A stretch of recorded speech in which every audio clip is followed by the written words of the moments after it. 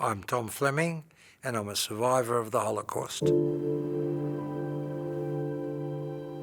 I was born in Czechoslovakia in 1938. I lived in a 50-room castle. I had every toy in the world, and I had a wonderful, wonderful life.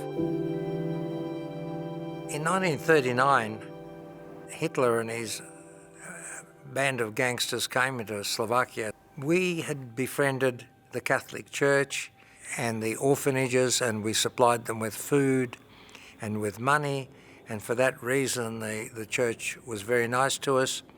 And the church said, look, it looks like there's going to be trouble. We are very happy to hide the whole family in the roof of the presbytery. So Granddad and Grandmother, Uncle and Auntie were hidden by the Catholic Church, but it was decided that Dad, Mum and I would go into Bratislava. There was a lovely Catholic friend of ours who had several home units in Bratislava, and she loaned us one of them.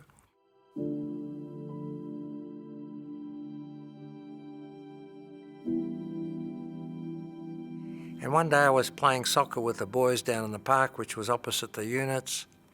When I looked up, Mum and Dad were brought down at gunpoint.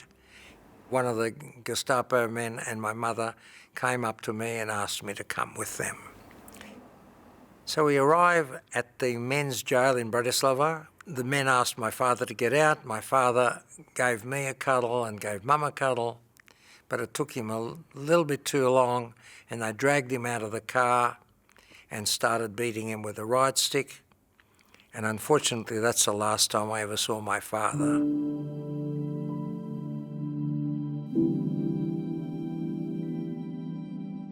Mum and I were then taken to the ladies' section, and then we were pushed into this tiny little cell with a toilet and a little hand basin and 2 bunks. In the morning, we were put on this bus and we were sent over to Sered, which was the holding camp. They had Jewish people there, disabled people, the gypsies, political prisoners, Jehovah's Witnesses, anybody that they didn't like. We were taken, the carriages were designed for 9 cows, which equates to about 42 human beings. So 100 had to get in there, and we were in there like sardines. We had to rush towards the carriages. Anyone that could climb in was fine. If some of the older people fell over, they sicked the dogs onto them, or they hit them with their rifle butts.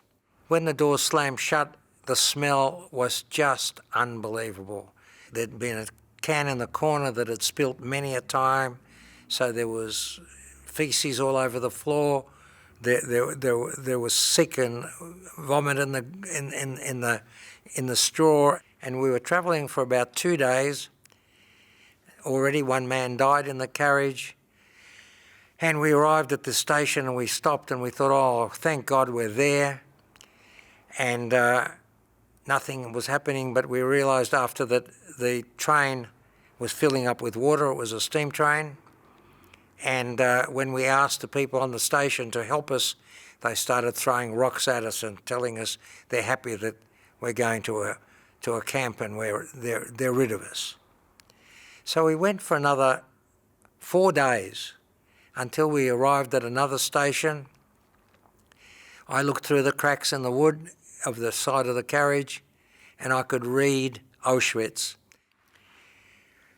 And this old gentleman that was in the carriage, he said, oh my God, this is where they murder everybody. So of course, mothers were cuddling their children, people were banging their heads against the wall of the carriage, tearing at their hair. It was total and utter bedlam.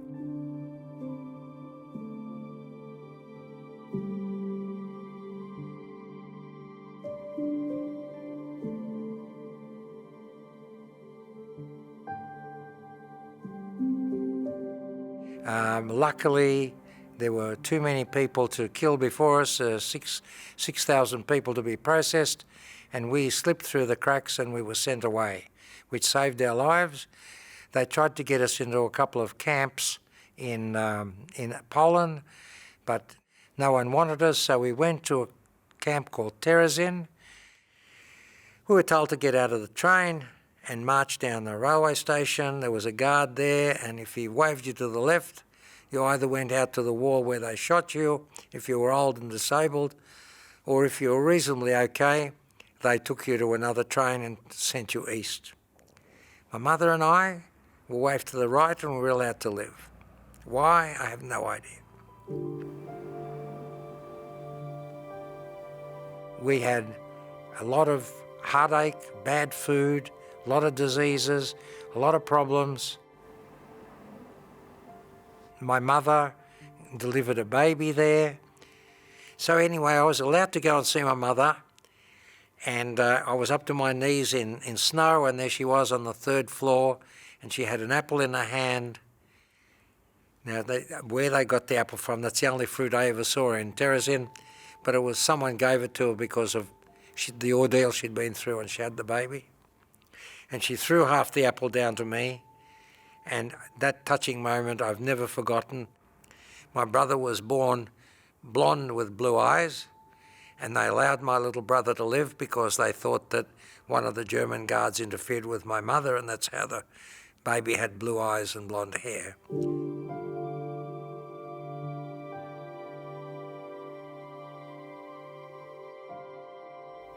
My brother was going to die when he came out of the hospital because there was no food and Mum couldn't feed him.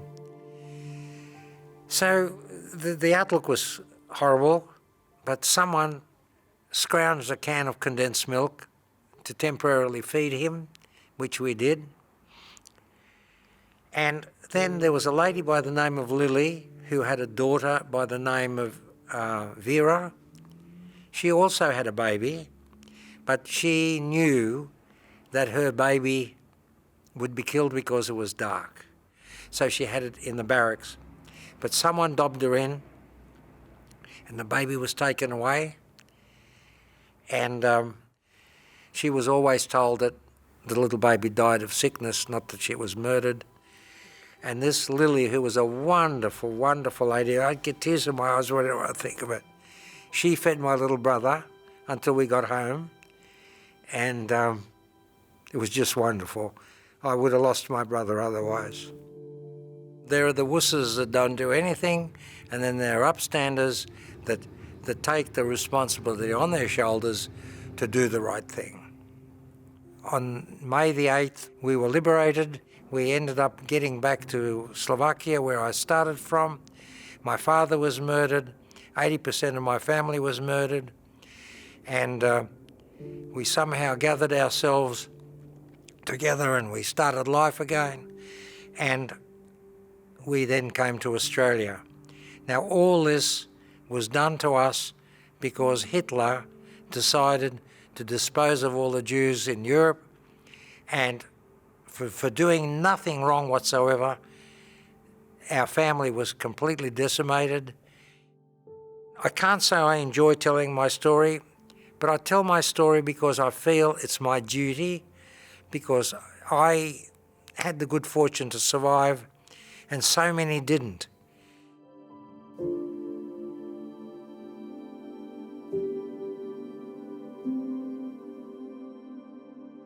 It was just a series of luck that got us through, and our health and the situations that we got in, we could get out of.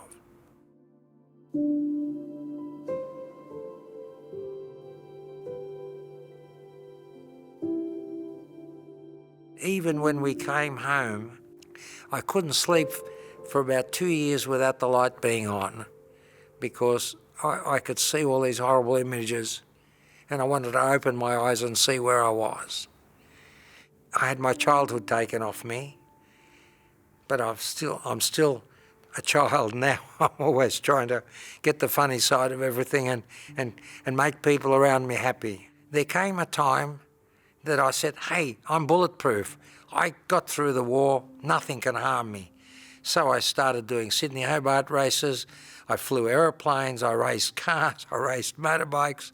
I got into any adrenaline junkie thing, and I've still all got all my fingers and toes and everything. So, but I've had a hell of a life. Look, every day after the age of 6 has been a clear bonus. So I'm very lucky.